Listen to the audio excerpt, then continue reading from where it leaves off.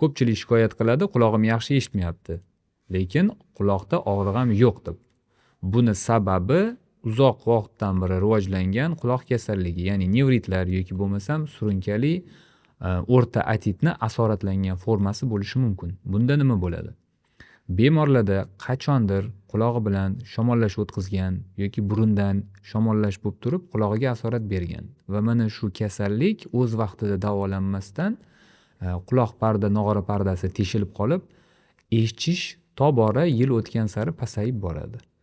Yoki bo'lmasa mana shu shamollash, gripp, shunga o'xshagan virusli infeksiyalar hisobiga eshituv nervida nevrit rivojlanishi hisobiga mana shu eshitish qobiliyati ham o'z-o'zidan sekin-asta yillar davomida pasayib boradi.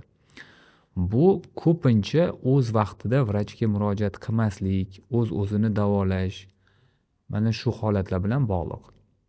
Buni yomon tomoni bemorda og'riq kuzatilmaydi. Og'riq bo'lmagandan keyin ko'pincha bemorlar doktorga murojaat qilishmaydi va eshitish qobiliyatini asta-sekin yillar davomida yo'qotib borishadi. Ana endi quloq parda teshilgan paytida agarda vrach nazoratida to'g'ri davolanadigan bo'lsa, bir hafta uzog'i 10 kunning ichida quloq pardasi to'liq bitib ketishi mumkin va asoratsiz bitib ketishi mumkin. Eshitishga ham mana bu shu holatda ta'sir qilmaydi, ya'ni eshitish qobiliyati ham zararlanmaydi.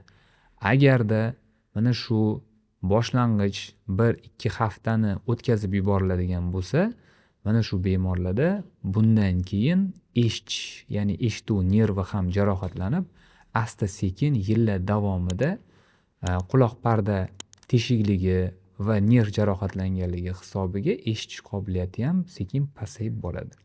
Mana buni faqatgina agar quloq parda teshik bo'lsa operatsiya qilib davolash mumkin.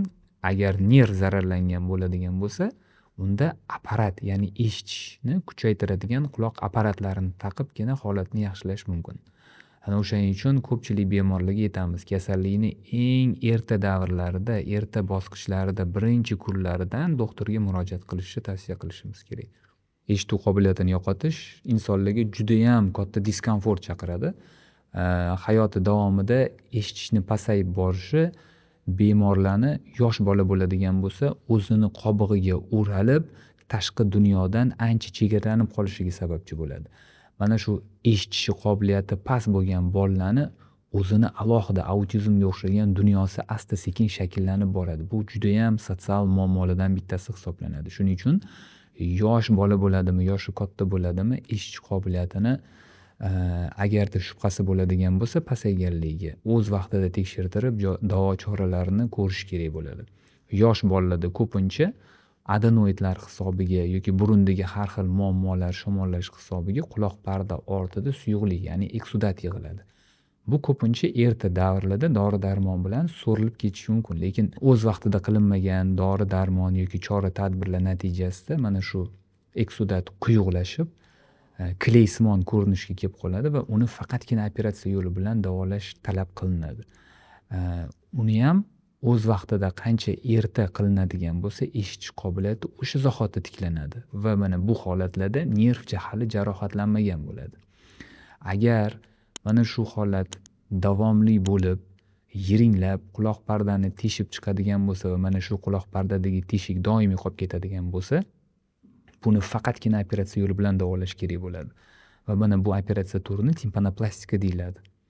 Timpanopastikadan keyin eshitish qobiliyati, eshitish nervlari agar zararlanmagan bo'lsa, bemor oldingidek, ya'ni yosh paytidek yaxshi eshita boshlaydi operatsiyadan keyin.